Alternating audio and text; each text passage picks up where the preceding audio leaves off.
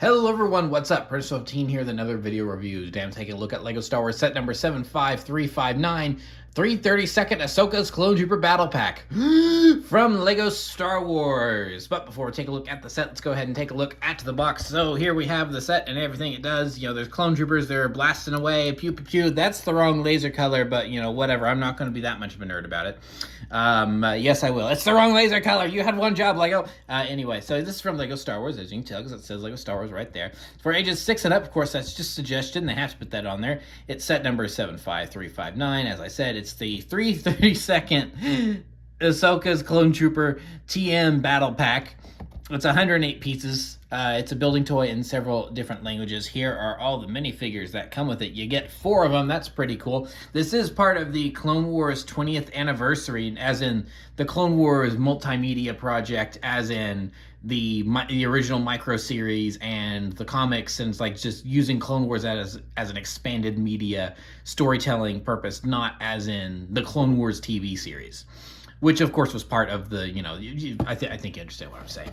So we'll turn it on to the back here. Here's the little thumb flap that you use to open up the set. You know, here's everything it does and everything included. No LEGO Star Wars. The background is Mandalore. You know, you got the little turret there. You can go to lego.com/Star Wars with your parents' permission, of course. And, of course, Disney. So, yeah.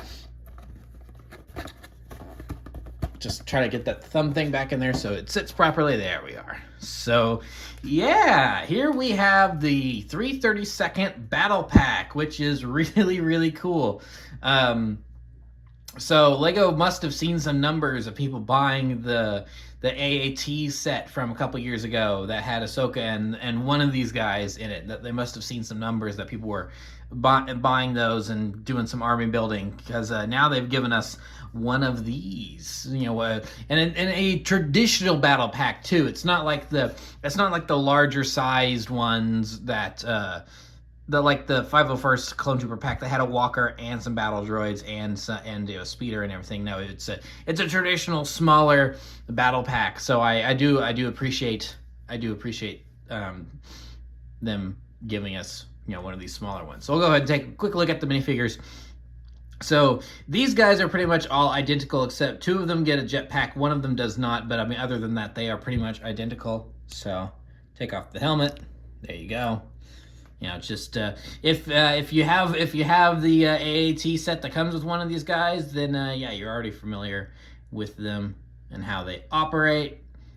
You know, it's a 332nd. It's cool. It's cool that we do have these guys in minifigure form officially.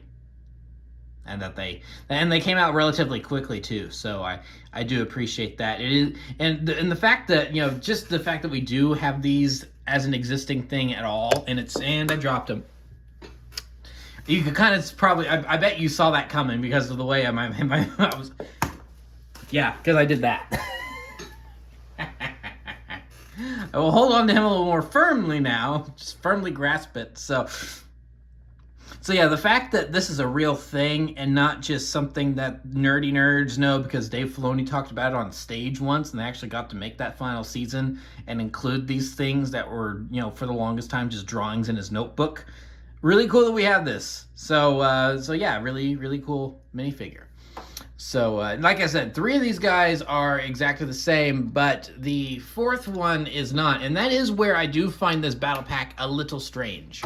Because one of these guys that we have is Clone Captain Vaughn, as in the unfortunate trooper that is named and then dies about 10 seconds later in this. I keep wanting to say second season. That is far from correct. And in the 4th. My brain is not braining today. So the reason I said 4th there is because I was thinking it's a 4-episode arc, but it's in the 7th season of the Clone Wars. Blah, there, finally managed to spit it out.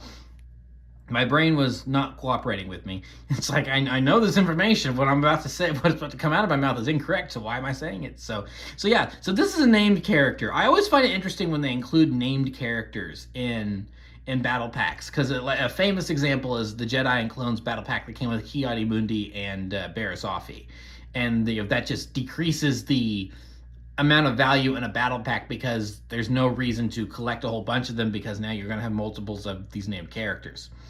And kind of the point of the battle pack is to be a cheap army builder. So it's like it didn't come before clone troopers. It came with 2 clone troopers and 2 named Jedi. They weren't even generic random Jedi. No, they were named characters. So that was always weird to me. So this is another case where I think it's weird, but it's not as weird as that, where Vaughn here is a character that has like 2.5, 3 lines, if that.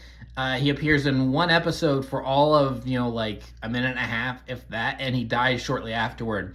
And really only hardcore people are really going to know who this is. And a lot of other people aren't going to actually remember who Clone Captain Vaughn is. So for nerds like me, it's like, oh yeah, it's really weird that you included a named character in here, and that's going to decrease the value of army building this. But for a lot of kids out there, they could get 2 or 3 of these and never really know who Vaughn is, and just kind of realize, oh, he's got a slightly different design. Okay, and they're not really going to pay attention. They're probably going to get they're going to put they're going to put the visor on one of these guys and not even realize that he's got a rank badge on his armor or anything like that, or the jetpack on his printed on his back, which looks very nice, by the way. So yeah, you got all that going on, but so I do find it a little strange, but it's like, well, but it's still giving us and he's got the typical clone face. There's nothing unique there.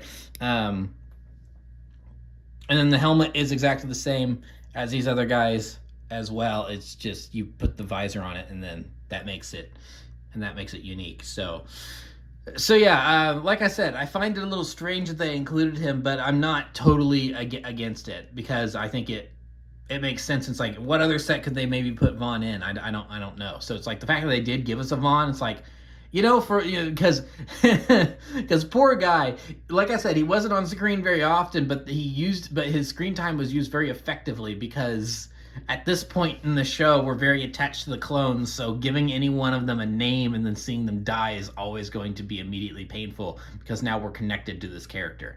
So the fact that Vaughn's last act of life before he passed on was to apologize for letting down Ahsoka. It's just, woo, rubbing salt in the wound. So yeah, so cool that they included him. Although I am just a little bit, that's interesting. It's like I said, I understand it. It's not totally outside the realm of plausibility why they did that. So, but here, other than the minifigures, here is the build of the set. So it's just one of these little swamp speeders that we've seen before that don't actually get used all that often in actual Star Wars canon.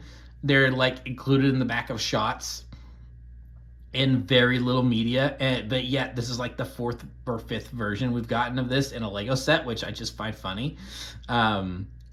But it's like, again though, I understand why we keep getting these, because it's like, it is a really cool build for a Lego thing. This is a really cool build for a Lego set, and it's like easy play features, because you put the stud shooter here on the front. We'll just conduct a little friendly fire here, maybe, if it wants to. Come on.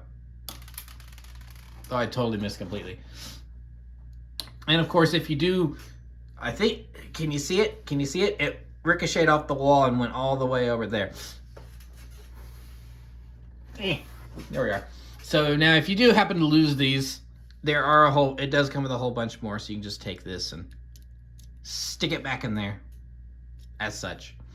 So yeah, it's just a cute little, small little build. It's going to be easy to army build with these and have a whole bunch of them. And then you do get a little turret here. I mean, it's very basic. It's literally 4 pieces, not including the stud that arms the cannon. It's 5, because I forgot it does have a little pin in there.